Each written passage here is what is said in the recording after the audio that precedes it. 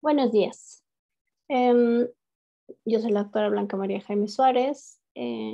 Agradezco al comité organizador, al doctor Mario, por traernos el día de hoy con ustedes. Espero que esta plática sea de su agrado y que podamos aprender todos juntos un poquito más de las lesiones del estómago.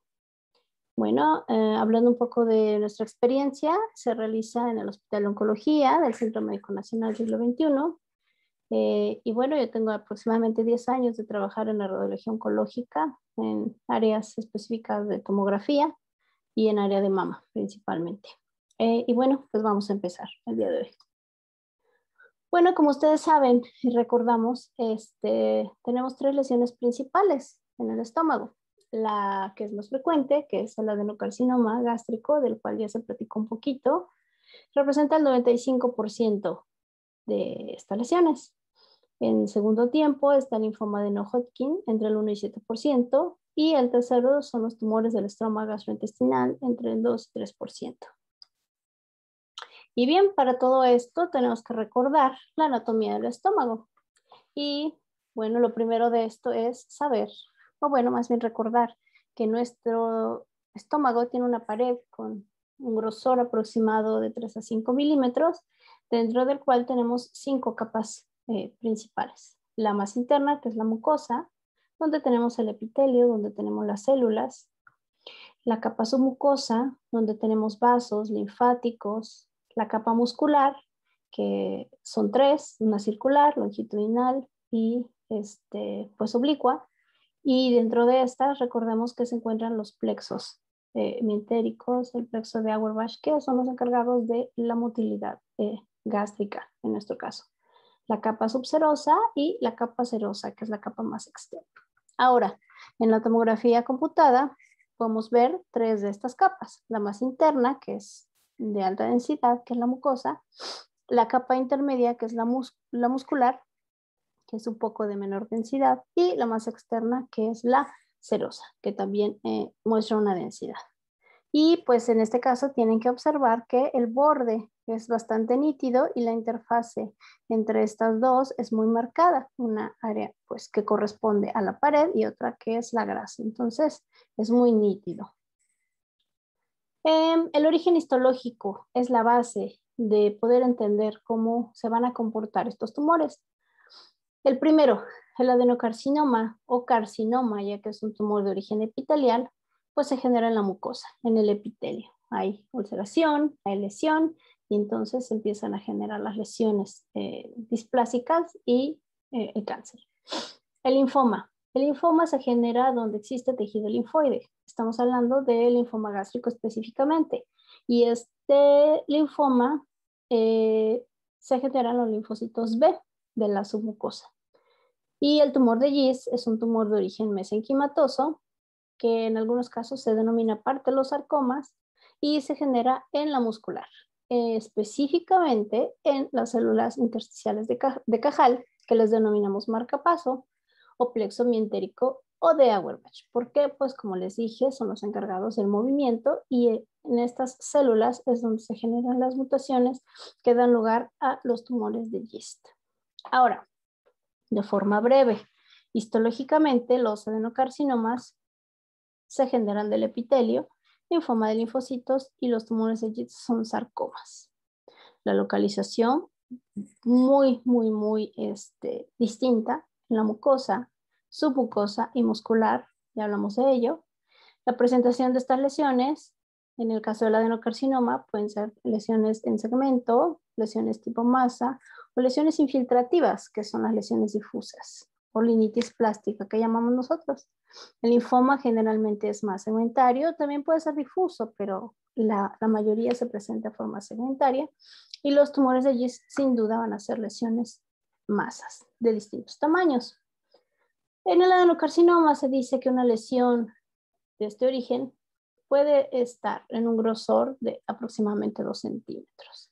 La pared gástrica cuando crece o cuando es mayor a 10 milímetros nos está indicando que algo está ahí. Cuando es menor de 10 milímetros nosotros podemos pensar que puede ser un proceso inflamatorio, pero ya después de esto ya nos debe de hacer pensar en que puede ser un origen tumoral. Ahora, en los linfomas, generalmente el grosor de esta pared es muchísimo mayor, de 2 a 4 centímetros, se dice, y los tumores de Gist generalmente van a ser masas que las podemos dividir en menores de 5 a 10 o más de 10. Y también dependiendo de esto pueden ser parte de su agresividad. En cuanto al reforzamiento, los adenocarcinomas van a tener lesiones que tienen en fases arteriales o portales un refuerzo intenso, pero heterogéneo, porque así como se va infiltrando el epitelio, también se va generando necrosis. El linfoma generalmente tiene una densidad uniforme, leve, y el Gist tiene una lesión un poco más sólida, y su refuerzo tiende a ser también leve y heterogéneo. Aquí viene parte de lo importante, lo que nos va a dar la clave también cuando nosotros veamos estudios de este tipo para buscar. La diseminación pues es franca por continuidad en adenocarcinoma, ya que es una tumoración infiltrativa hacia los tejidos adyacentes, obviamente hacia la grasa, puede ser si es grande y dependiendo de su localización, alguno de los órganos contiguos. La diseminación ganglionar, que es base también en los momentos de la cirugía también, ya que ahí se van tomando muestreos también de los 16 niveles al menos, de 16 a 20 niveles ganglionares que tenemos en el estómago. La diseminación transcelómica, que esto nos va a dar posteriormente una carcinomatosis, y entonces esto pues también nos va a dar el pronóstico de este tumor. En cuanto al linfoma, también puede ser una diseminación por contigüidad y en algunos casos, principalmente cuando es secundario, ganglionar. Y los tumores de Gist, aquí es bien importante saber que van a ser lesiones más delimitadas y que su principal vía de diseminación y que va obviamente relacionada con la agresividad de ese tumor va a ser por vía hematógena primeramente y por vía transcelómica. Muy bien. Empezando con el adenocarcinoma, ya sabemos que es el cuarto tumor a nivel mundial. Es más agresivo. Sabemos que principalmente Japón es el país que tiene la mayor incidencia. En México ocupa también el quinto lugar y pues Chiapas es el estado más afectado.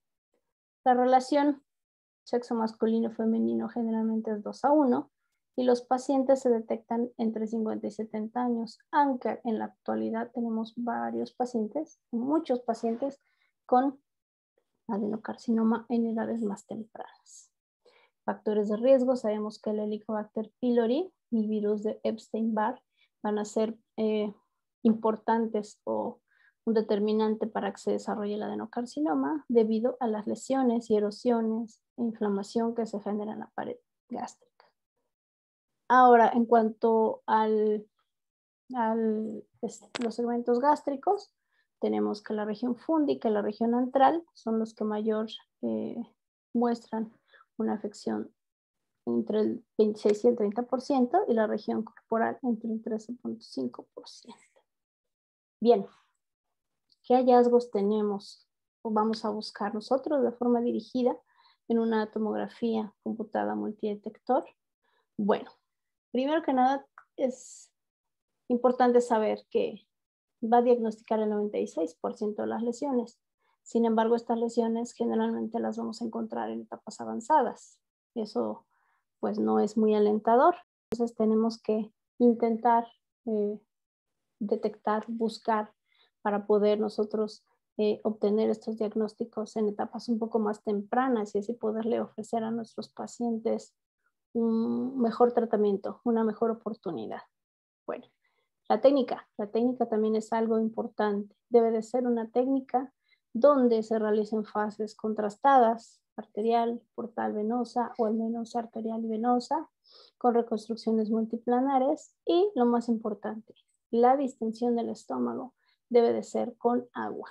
¿Para qué? Pues para que nosotros podamos ver la diferencia entre la lesión. Vean aquí en esta zona, nosotros tenemos la pared interna que es irregular y vean cómo esta zona tiene un reforzamiento diferente. Y esta es la parte del tumor que está infiltrando desde la capa mucosa hacia las capas más externas. En este caso, todavía no llega a la serosa, pero va para allá y este grosor es al menos de 2.5 centímetros. Vean la pared normal, recordando mucosa, muscular y serosa, y vean esta infiltración tumoral. Todo lo que refuerza es tumor, vean la parte normal, y entonces si nosotros tenemos medio de contraste dentro del estómago, pues nos va a ser un poquito más difícil poder identificarlo. Y lo que les decía, pues la clave en cualquier tumor con origen en la pared es que sea una pared con un grosor mayor de 10 milímetros. Y aquí van los puntos. Hay que buscar engrosamiento mayor de 10 milímetros, generalmente va a ser irregular, que tengan un refuerzo intenso, como el que les acabo de mostrar. También que esta pared pueda estar con cierta rigidez o con cierta retracción, que se disminuya la luz, que sea de forma progresiva, hasta que en algunas ocasiones genera obstrucción. Otra clave es que esta lesión, al ser infiltrativa, pues va a ir traspasando las capas hasta llegar a la serosa y después hacia la grasa y después hacia los órganos. Y pues con su diseminación, pues las linfadenopatías perigástricas, que generalmente van a ser rodeando el estómago, rodeando los vasos emergentes del tronco celíaco y también rodeando algunos vasos de la región retroperitoneal, alrededor del páncreas, en el mesenterio, en el mesocolon. Y aquí vamos a ver algunos ejemplos. Entonces, podríamos decir que los tipos morfológicos de cáncer gástrico se van a dividir en tres, en lesiones: masa completamente, como en este caso, sólido, irregular, con necrosis, zona de refuerzo, que dependen de la pared y tienen un crecimiento hacia la luz. Las segmentarias, como son estos casos, vean la región fúndica, vean el engrosamiento importante, que también la característica que es irregular, y hacia la parte interna y hacia la parte externa. Esta es una región fúndica y esta es una región del antro. Y también una que es una afección difusa, o que nosotros denominamos como linitis plástica, que es de las lesiones más agresivas. Y bien, aquí tenemos un caso de un paciente de 71 años. Y vean cómo son las lesiones. Entonces tenemos dos fases. Esta es una fase arterial, esta es una fase venosa. Esta es una fase arterial, esta es una fase venosa. Pero vean la lesión. Esto es una lesión tipo masa de aproximadamente 2 centímetros. Depende, retrae la pared hacia la luz y hacia la parte externa prácticamente no genera ninguna alteración. Vean cómo la pared se conserva en grosor, tenemos un contraste neutro, tenemos que ver hacia la región perigástrica, si hay lesiones, si hay nódulos, si hay incremento en la densidad grasa, o hacia la región de los vasos, vean hacia el aumento menor, que es una densidad grasa. Y en este mismo paciente tenemos otra área hacia la curvatura menor. Entonces vean este grosor. Entonces tenemos dos lesiones, una tipo masa y otra tipo segmentaria, por así decirlo. Y este es un grosor que es muy evidente al comparar con la pared. También respeta ciertamente la región de la serosa. No tenemos ganglios, no tenemos infiltración a la grasa. Aquí tenemos una reconstrucción en coronal y vemos cómo se observa la lesión tipo masa que tenemos aquí.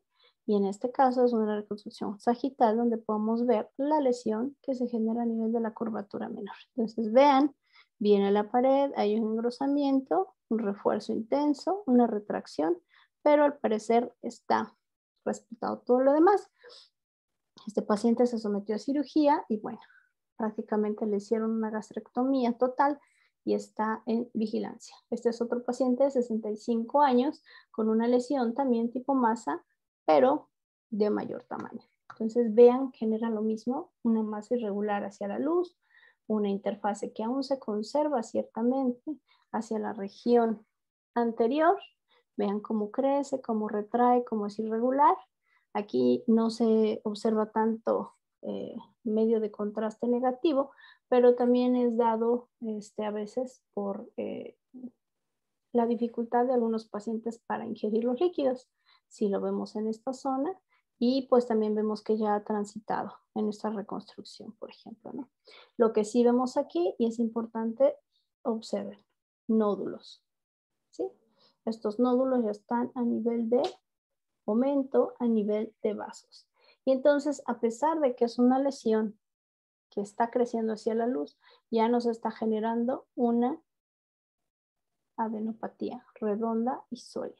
Y esto es importante porque tiene que ver también con la clasificación y la posibilidad quirúrgica. En este caso, se hizo también una gastrectomía, se muestrearon las cadenas ganglionares, solamente encontraron 2 adenopatías, entonces el paciente tiene que ser sometido a quimioterapia, aparte de su cirugía. Ok, este es otro caso y tenemos una fase simple y tenemos una fase arterial. Estas se las puse para que vean la densidad de la pared, vean la densidad de la pared y vean cómo se va reforzando en áreas un poco más intensas que otras. Esta es pues la imagen donde mejor se ve cómo se va infiltrando la actividad tumoral. Todo esto es tumor. Muy bien. En este paciente de 77 años tenemos una lesión un poco ya de crecimiento segmentario, entonces vemos cómo tenemos la región fúndica con una pared muy fina, pero ya empezamos a ver hacia la curvatura menor y parte de la curvatura mayor de la región corporal un engrosamiento. Este engrosamiento es irregular, es sólido, también tenemos una fase arterial y una fase venosa y vean cómo tiene también vasos por ahí que la están mostrando. Es importante esas fases para que nosotros podamos diferenciar la capa, la región de la mucosa y las capas que siguen para ver si están infiltradas. Esta sin duda pues tiene las 5 capas afectadas. ¿Qué tenemos que ver? Bueno, pues la grasa, no se nos olvide siempre ver la región de la grasa, la región de los vasos, la región del trayecto de la arteria gástrica izquierda, que es básico, aquí está libre. Y en esta reconstrucción, pues vemos cómo el engrosamiento es marcado, es una lesión sólida, de baja densidad. Y en esta reconstrucción sagital, pues vemos que solo se afecta parte del cuerpo y parte de la región antral. Entonces vean qué bonito se ve este engrosamiento. En este caso, en este paciente no observamos adenopatías y entonces fue candidato a una gastrectomía subtotal, es decir, solo quitan una parte del estómago, pueden dejar una parte. Y obviamente quimioterapia. Ok, tenemos un paciente masculino, 63 años. Este paciente es otra de las lesiones que va disminuyendo la luz. Se observa en la región del antro. Vean cómo está el engrosamiento, cómo tenemos un estómago con gran cantidad de líquido, gran cantidad de comida, muy grande ya. Y vean cómo se disminuye la luz hasta que prácticamente se oblitera. Y vean esta gran adenopatía sólida. Vean esta irregularidad. ¿Sí? Vean esta irregularidad tanto de la mucosa como de la serosa y la afección también de la grasa. Aquí ya volvemos a ver. Aquí tenemos las adenopatías. Aquí tenemos la gran adenopatía de casi 2 centímetros, la región de la tumoración y toda la grasa que se afecta. ¿Ok? Y pues la región donde prácticamente se oblitera la luz. Entonces, este paciente ya tiene una obstrucción. En muchos de los casos, aunque estas lesiones ya están avanzadas, tenemos que hacer, o bueno, se tiene que hacer como medida paliativa una derivación, una gastroyeyuno derivativa o paliativa. En este caso, el paciente tiene que ser sometido a quimioterapia porque ya tiene lesiones, al menos 2 o 3 adenopatías. Y bueno, la infiltración de la grasa, ver cómo responde y entonces valorar si este paciente puede ser sometido a una cirugía. ¿Qué cosas son importantes a tomar en cuenta? Pues también las lesiones que son difusas. Entonces vean cómo toda la región del estómago está afectada. ¿Sí? Tiene una poca distensión. Vean cómo desde la región fúndica es una fase arterial. Esta es una fase ya venosa y vean cómo es el mayor reforzamiento. Vean, ya toda la lesión está reforzada prácticamente. Qué bonito se ve aquí. Toda la afección. Este paciente desafortunadamente tiene también ya, vean la densidad de la grasa del aumento mayor. Vean también, ya tiene líquido. Ajá. Entonces, bueno, esta es una lesión que nosotros denominamos limnitis plástica. Toda la región del peritoneo cambia en densidad por adenopatías y pues por infiltración. Recordemos la diseminación transcelómica. Y pues meses después prácticamente ya una citis de gran volumen Y pues bueno, desafortunadamente, pues este paciente pierde la vida en pocos meses. Puede dar quimioterapia paliativa, pero pues ya en estadios tan avanzados, pues es difícil tener un pronóstico bueno. Otras cosas que hay que tomar en cuenta siempre es la extensión que puedan tener las lesiones a nivel de la grasa. Vean aquí, esta es la lesión, cómo se afecta el estómago, cómo está disminuido incluso su luz, también porque se disminuye la motilidad. Hay cierta parálisis por la infiltración de los plexos. Vean hacia el aumento, todo esto está infiltrado. ¿Sí? Vean aquí cómo va la tumoración. Todos estos nódulos son adenopatías en la curvatura menor. Tenemos líquido ya hacia hueco pélvico. Nos regresamos un poquito y vemos cómo la lesión se extendió con un tejido sólido casi hacia la pared. Y pues tenemos más de 10, vean. Esta es la región de la curvatura mayor, la región antral también, la región de la curvatura menor. Tenemos más de 8 adenopatías y entonces pues tenemos una gran afectación, ¿no? Vean cómo tenemos la densidad ya de la infiltración. Entonces es un tumor con un T4, N2, N3 y pues M orgánica, pues al hígado no tiene lesiones, pero sí tiene ya una diseminación transcelómica, incluso con algo de ascitis. Mal pronóstico. Ok, el linfoma es el segundo tumor más frecuente. Es primario en el 5% y es sistémico en el 20%. Generalmente son linfomas no Hodgkin. Y en el estómago se presentan un 50%. Tenemos dos picos, en pacientes muy pequeños, menores de 10 años, y en pacientes mayores de 50 años. La relación hombre-mujer depende de la literatura. A veces no hay una pues dominancia, por así decirlo, pero en algunas literaturas sí mencionan un poquito más frecuente en hombres que en mujeres. Y aquí el factor predisponente más importante es el estado de inmunodeficiencia y la predisposición a infecciones que tengan estos pacientes. Ok, el tejido linfoide de los linfomas gástricos lo vamos a encontrar en la lámina propia y en la submucosa. El 90% se va a generar en las células B, pero estas células B solo las vamos a encontrar en el tejido linfoide asociado a mucosas. Y ahorita les voy a enseñar cómo es que se va desarrollando. El principal factor que lo genera es el Helicobacter pylori, que va a dar erosión, inflamación y nos da lugar al tejido tipo mal, y entonces así pues generarse el linfoma. En el antro representa el 41% y puede estar también difuso en hasta un 33%. Bueno, entonces, ¿qué hace el Helicobacter pylori? Pues genera una inflamación crónica, severa, y cuando se agudiza más, se va a erosionar, se van generando lesiones. En esto se produce una inflamación crónica, se depositan linfocitos, células plasmáticas y eosinófilos, y entonces viene la migración hacia los capilares de la lámina propia, dando así lugar al depósito de folículos linfoides o agregados linfoides que se conocen como tejido MALT. Es decir, si no hay Helicobacter pylori y no hay inflamación, entonces no va a haber este tejido MALT y entonces no se podría desarrollar un linfoma. Entonces, debe de haber Helicobacter pylori, inflamación, un cuadro agudo para que haya tejido y entonces generarse el linfoma tipo MALT.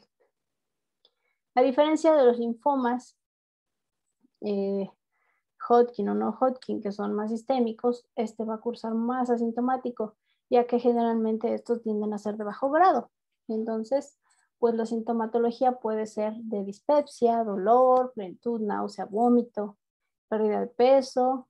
Si hubiese sangrado el tubo digestivo, pudiese haber anemia, pero si no, pues no, y en algunos casos diarrea. Es decir, no tenemos un síntoma que nos diga, bueno, aquí puede ver. No hay síntomas B, como es en los demás linfomas. ¿Y qué vamos a buscar? Bueno, pues también un engrosamiento difuso, pero una densidad moderada. Se parece mucho a la densidad del músculo, va a ser más segmentaria, más regular, menos infiltrativa, a menos que sea de un alto grado, Y aquí la clave, se preserva la grasa perigástrica, no hay una infiltración. ¿Puede haber distensión gástrica importante? Sí. ¿Por qué? Pues porque se afectan los plexos, se paralizan por la misma infiltración, entonces puede haber estómagos muy grandes. Y bueno, si en caso de que haya linfadenopatías, tienden a ser bien delimitadas, de baja densidad, pero no es la regla. Si es linfoma primario, difícilmente vamos a encontrar adenopatías alrededor del estómago en sitios cercanos. Si encontramos en diferentes partes, pues entonces no sería un linfoma primario del estómago. Ok, este es un caso de una paciente de 52 años. Vean cómo se utilizaba, o en algunos casos todavía en algunos centros se utilizan medio de contraste en la bebida que se da. Lo que se sugiere es que no, que sea únicamente agua, y vean cómo en la región antral, principalmente en esta imagen, y en esta es donde se observa el engrosamiento de la pared. Si ponemos contraste, pues perdemos en sí poder seguir la pared del estómago, que es parte de lo importante y de la clave de poder diferenciar estos tumores. Y entonces, pues vemos como la luz pasa en medio de contraste y vemos como una luz es muy finita, ¿no? Y entonces, pues vemos que también va con cierta obstrucción. Aquí que es importante, pues ver que se conserva la interfase. Vean, el páncreas está muy bien definido.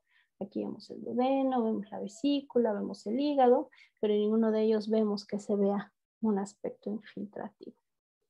Esto es 2018 y bueno, 2 años después tenemos a la misma paciente con un estómago prácticamente sin engrosamiento. Se distiende de forma adecuada y vean cómo la región donde anteriormente vimos un tumor ya no se observa.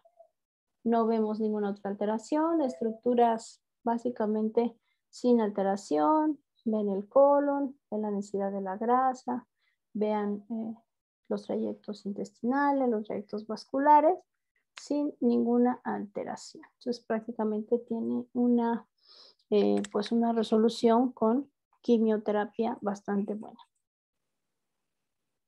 Otro caso es una paciente de 58 años en julio del 2016. Y vean, esta paciente tiene una afección un poco más generalizada. Vean cómo la región fúndica también ya tiene ahí cierto engrosamiento irregular que se hace más evidente hacia la región corporal y antral. Vean la densidad que tenemos, es una área muy sólida con una densidad muy homogénea. Esta es una fase arterial, esta es una fase venosa y vean cómo la diferencia en densidad tampoco se marca demasiado. ¿Qué otra clave tenemos aquí? Pues vean la grasa, vean la serosa, cómo se respeta. Esta paciente pues obviamente también tiene cierto grado de, pues cómo decirlo, una paciente ya muy delgada porque también la alimentación es difícil, pero la densidad grasa que vemos hacia los tejidos y hacia la región de la cavidad es exactamente la misma. Buscamos en los trayectos vasculares, buscamos hacia la región omental lesiones y no se observan. Esto creemos que es julio. Vean una reconstrucción desde la región del cuerpo, desde la región del antro, cómo tenemos este engrosamiento. Pero que va paulatino, siempre respetando la grasa en la mayoría de los casos. Y bueno, octubre de 2016 pasa exactamente lo mismo. Es una paciente que, bueno, está en un proceso de tratamiento con quimioterapia. También es una paciente que continúa delgada, pero ya al hacer su estudio dirigido, medio de contraste negativo, vemos que ese engrosamiento que teníamos incluso desde la región fúndica ya no existe.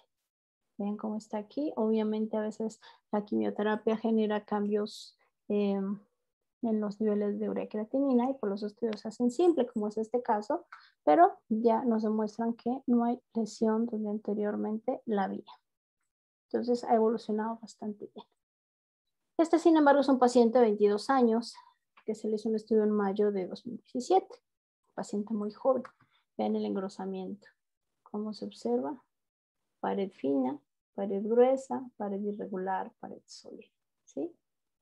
Vean cómo es un engrosamiento, incluso en esta zona, hasta de 6 centímetros puede decirse. La región antral, entre 2 y 4 centímetros. Vean en esta reconstrucción desde la región fúndica, cuerpo, región antral. Entonces tenemos un engrosamiento de toda la pared gástrica que es ciertamente irregular, pero conserva la interfase con las estructuras que lo circundan. Le dan el medio de contraste y sí se puede distender de cierta forma. Entonces vean el engrosamiento tan marcado que se tiene. Esto es en mayo de 2017. Posteriormente se hace un control ya con quimioterapia, pero desafortunadamente este paciente en lugar de responder evoluciona. Entonces vean, ya como tenemos una gran adenopatía a nivel subcarinal de casi 4 centímetros, tenemos derrame pleural, tenemos ya una lesión de gran volumen que va desde la unión esófago-gástrica y esta lesión desafortunadamente se va pues obsedando también y vean cómo va generando ya cierto contacto con el vaso. Vean cómo se pierde la interfase y hay un proceso por ahí ya de gas y de líquido. Hay líquido ya libre. Ya en las regiones más inferiores, vean los conglomerados tan grandes que tenemos de adenopatías. Entonces, en este caso fue un linfoma no Hodgkin secundario, pero ya con una pues repercusión sistémica y con una mala respuesta, una mala progresión y bueno, desafortunadamente este paciente pues perdió la vida después. Y bueno, el tercero de los tumores es el tumor de Gist. Este se presenta en pacientes mayores de 50 años, principalmente en hombres, factores de riesgo como neurofibromatosis tipo 1, y el 60-65% se observa en el estómago. Los podemos encontrar también en el duodeno, que son de mayor agresividad, otras partes del intestino delgado, como el ileón también, y pues con un muy bajo porcentaje en esófago, en colon, en recto. Y este se genera por mutaciones en el gen KIT, que es un modulador, por así decirlo, del crecimiento, desarrollo y señalización de las células. Y entonces al estar alterado, pues existe un crecimiento exponencial sin control de las lesiones y pues se van replicando y así va creciendo de forma exponencial este tumor. Al momento de su estudio, hablando de patología, se diagnostica por una sobreexpresión de CD117. Anteriormente, estos pacientes compartían el diagnóstico con los leiomiomas, pero bueno, gracias a los avances en patología se sabe que son entidades distintas. Bueno, en el 20% van a ser asintomáticos y pues también tienen síntomas inespecíficos, hematemesis, melena, hematoquesia, anemia, dolor, pérdida de peso, obstrucción cuando son de mayor tamaño y cuando son pequeños en algunas ocasiones se diagnostican al hacer otro tipo de estudios o incluso son hallazgos incidentales. Bueno, esta lesión, como les mencioné al inicio, su origen es intramural, entre las capas musculares, ya que ahí se encuentran los plexos. Pueden tener un crecimiento hacia la luz o hacia afuera de la luz y los vamos a catalogar en rangos de 5, 10 o más de 10 centímetros. Los que son más de 10 centímetros son los que tienen mal pronóstico o los que son más agresivos. Estas lesiones son sólidas, con densidad heterogénea, tienen un realce periférico, a veces hay nódulos más sólidos que captan un poco más del medio de contraste. Su centro es de menor densidad, puede haber hemorragia, degeneración, calcificación, e incluso esos tumores pueden tener una cierta comunicación con la luz del estómago, haciendo un proceso como fistuloso. Los bordes de este tumor normalmente van a ser lobulados y bien delimitados de las estructuras que los rodean. ¿Y cuándo van a tener diseminación metastásica? Pues cuando se catalogan como GIST de alto grado, es decir, de mayor tamaño o con una proliferación alta en cuanto a su celularidad. Bueno, en estos casos tenemos un paciente previo a la cirugía y posterior a la cirugía. Entonces vean cómo hay una lesión sólida con un crecimiento endoluminal, aún en estudios con medio de contraste positivo, pero el margen es completamente delimitado, sin infiltración, no hay adenopatías, no hay afección de la grasa. Ven esta qué bonita, sólido, de una densidad pues parcialmente homogénea, sin infiltrar. Y en estos casos, pues es una resección. Entonces vean cómo queda nuestro estómago con un marcador aquí donde se quitó la lesión. No hay pues ninguna otra repercusión en un corte coronal. Vean cómo queda el sitio donde se hizo la resección. Masculino 62 años sin otro tratamiento, ya que fue una lesión de bajo grado. Esta es una paciente de 63 años en 2017 y la lesión es muy parecida, solo que en esta el crecimiento es por fuera de la luz. Entonces veo mi pared, veo la mucosa y por fuera de la mucosa yo empiezo a ver un crecimiento. ¿De acuerdo? Aunque se delimita de forma correcta, la densidad es parcialmente pues homogénea, no tiene grandes cambios. Vean cómo aquí se observa la curvatura y la lesión. La grasa se respeta, no hay afección tampoco del peritoneo. Vean aquí qué bonito se ve la capa mucosa sin afección y de ahí hacia la región externa está este crecimiento. Y esta misma paciente en el 2019, me parece que son 2 años después, está exactamente igual. Y como es una lesión pequeña, pues si no hay un crecimiento exponencial ni un riesgo, únicamente fue tratada con terapia blanco, que es imatinib. Vean, únicamente se agrega una calcificación, la lesión está exactamente igual. No se opera, solamente tratamiento con terapia blanco. En este paciente de 80 años se hace un estudio por dolor abdominal, por una masa palpable y vemos esta lesión de gran tamaño. Vean como incluso pareciera que está empujando, pero viene más bien el crecimiento que está desde la pared hacia afuera. Esta lesión es muy grande, es más de 10 centímetros, por lo tanto también tiene áreas de necrosis, observen, pero la característica es que su interfaz está completamente respetada. No hay enopatías. Ven incluso el aumento, la densidad está conservada. Vean aquí cómo tenemos una lesión de gran tamaño que respeta, ¿ok? Todas las estructuras adyacentes. Posterior a ello y por la edad, pues se da tratamiento con terapia blanco, que es imatinib. Y vean cómo en apariencia la lesión crece de tamaño. Sí, se hace mucho más grande, pero ¿qué pasa? Se genera necrosis de esa tumoración tan sólida. Y ese es el objetivo de la terapia blanco. Disminuir y evitar la replicación de las células tumorales. Y entonces nos da como un hallazgo, ¿cómo decirlo?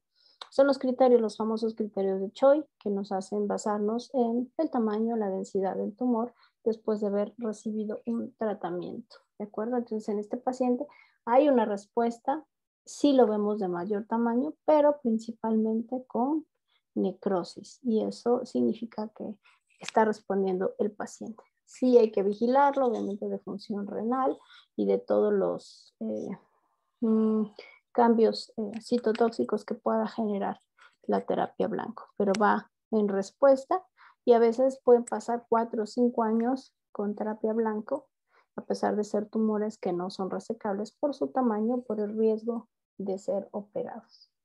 Y bueno, el paciente está evolucionando pues de forma adecuada o esperada al tratamiento.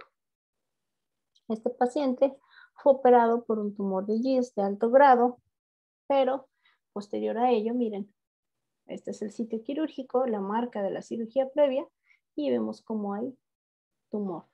Hay una recurrencia en el hecho quirúrgico y no solo eso, sino que tenemos lesiones sólidas, donde pues en diferentes áreas. Vean cómo tenemos aquí implantes, cómo tenemos otro implante por acá, cómo vamos hacia abajo, tenemos la cabeza del páncreas aquí en la región del mesenterio, a nivel de la pared muscular en los rectos, incluso en el tejido celular subcutáneo. Entonces, este tipo de tumores tienden a tener una diseminación, puede ser por vía hematógena, incluso tenemos por aquí una lesión en el hígado pequeña que apenas se puede observar, y con implantes por vía transcelómica. Y el tratamiento de estos pacientes es exactamente igual con terapia blanco.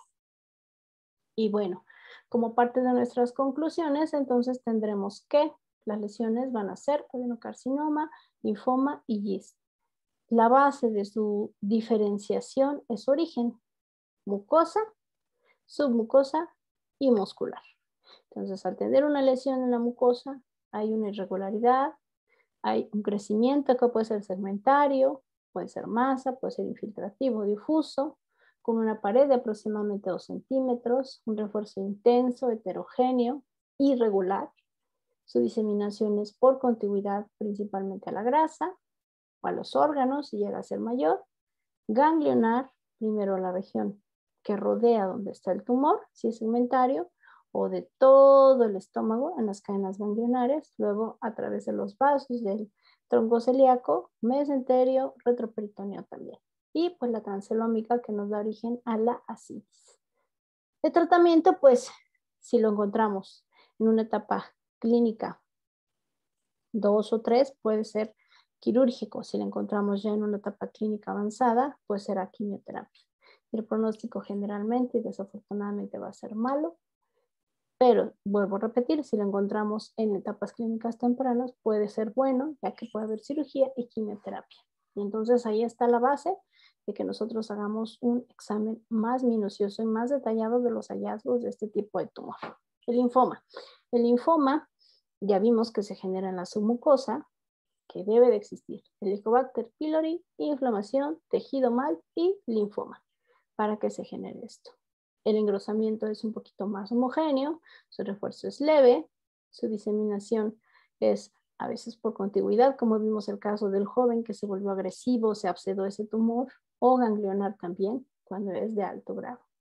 Quimioterapia y otra clave, el antibiótico dirigido a Helicobacter pylori. No se puede dar quimioterapia sin atacar o sin erradicar el Helicobacter pylori. Y generalmente el pronóstico es bueno. Vean cómo en estos casos generalmente el tratamiento no incluye cirugía, a menos que este paciente tenga obstrucción, entonces se puede hacer una gastroyeyuno derivativa, pero solamente en casos de emergencia. Y también en los últimos tiempos se está viendo buenos resultados con radioterapia. Y pues por último el tumor de GIST, que es un sarcoma y se genera a nivel de la capa muscular, es una lesión tipo masa y se va a clasificar por su tamaño y por su grado de proliferación también en de bajo y alto grado.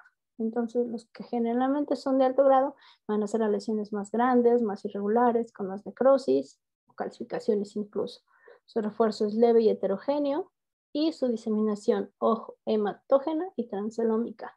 En este tipo de tumor difícilmente vamos a encontrar los ganglios y las cadenas con adenopatías. Entonces es una diferencia importante con el adenocarcinoma y con el linfoma.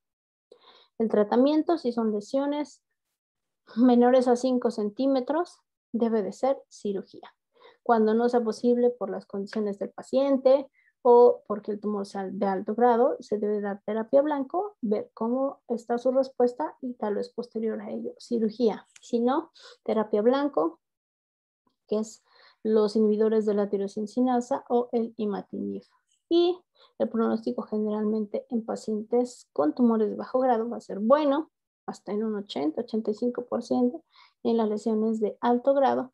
Entonces, en este caso sí puede haber un mal pronóstico porque va a haber una diseminación rápida y pues que posteriormente va a llevar a la muerte. Y bueno, pues esos serían nuestras conclusiones. Yo espero que esto les sirva y, y cada día nosotros podamos caracterizar un poco mejor estas lesiones, ya que de esto depende, como pueden ver, que el tratamiento y el pronóstico de los pacientes es diferente.